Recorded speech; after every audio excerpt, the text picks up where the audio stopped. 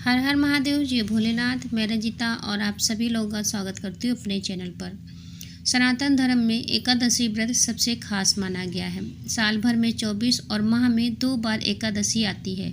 फाल्गुन माह के शुक्ल पक्ष की एकादशी को आमलिका या रंग भरी एकादशी के नाम से जाना जाता है। आमलिका एकादशी व्रत के प्रताप से व्यक्ति जन्म मरण के बंधन से मुक्त होकर मोक्ष को प्राप्त होता है। उसके परिवार पर भगवान विष्णु की विशेष कृपा बरसती है। इस दिन आंवले की पूजा की जाती है। आइए जानते हैं इस बार आमलिका एकादशी 20 या 21 मार्च 2024 में कब है। पूजा मुहूर्त, व्रत पारण समय।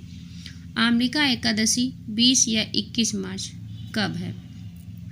फाल्गुन माह के शुक्ल पक्ष की एकादशी 20 मार्च 2024 को प्रातः 12:21 पर शुरू होगी और अगले दिन 21 मार्च 2024 को प्रातः 2:22 पर इसका समापन होगा।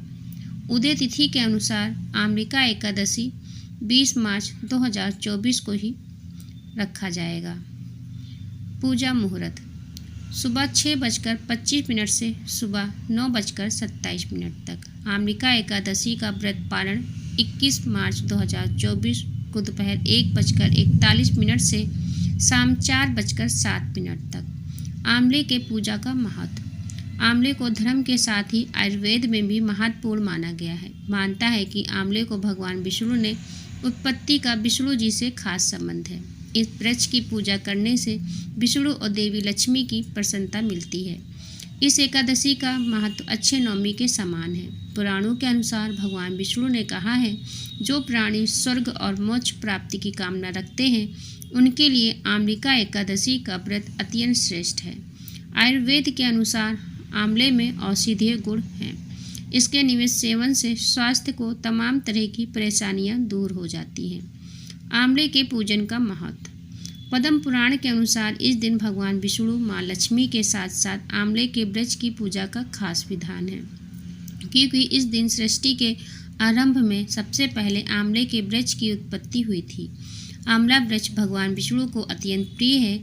इसके स्मरण मात्र से गोदान का फल मिलता है। स्पर्श करने से 2 गुना और फल भक्षण करने से 3 गुना फल प्राप्त होता है। इसके मूल में विष्णु, उसके ऊपर ब्रह्मा, तने में रुद्र, शाखाओं में मुनिगण, टहनियों में देवता, पत्तों में वसु, फलों में मधुरगण और फलों में समस्त प्रजापति वास करते हैं। अतः यह सब पापों को हराने वाला परम पूजनीय वृक्ष है। इस दिन आंवले के पेड़ के नीचे बैठकर नारायण की पूजा करने से 1000 गोदान के समान पुण्य की प्राप्ति होती है। पौराणिक कथा। प्राचीन समय में वैदिक नामक नगर में चैत्ररथ नामक चंद्रवंशी राजा राज करते थे।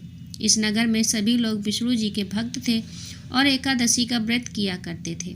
एक बार फाल्गुन माह के शुक्ल पक्ष की एकादशी के दिन सभी भक्तजन व्रत कर भगवान विष्णु की पूजा अर्चना और रात्रि जागरण कर रहे थे।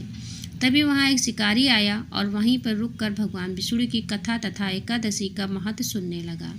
इस प्रकार उस शिकारी ने पूरी रात जागरण करते हुए व्यतीत की। अगले दिन वह घर गया और भोजन करके सो गया। कुछ दिनों के बाद ही उसका निधन हो गया। शिकारी के पापों के कारण उसे नरक भोगना पड़ता, लेकिन उसने अनजाने में आमलिका एकादशी की व्रत कथा सुनी थी और जागरण भी किया था। इसलिए उसने राजा विदुररथ के घर जन्म लिया और उसका नाम वसुरथ रखा गया। एक दिन वसुरथ जंगल में भटक गया और एक पेड़ के नीचे सो गया। उस पर कुछ डाकुओं ने हमला कर दिया, लेकिन उनके अस्त्र शस्त्र का राजा पर कोई असर नहीं हुआ। जब राजा की नींद खुली तो उन्होंने पाया कि कुछ लोग जमीन पर मृत पड़े हुए हैं। उन्हें देखकर राजा समझ गया कि उसे कोई मारने आए थे। तभी आकाशवाणी हुई कि हे राजन, भगवान विष्णु ने तेरी जान बचाई है।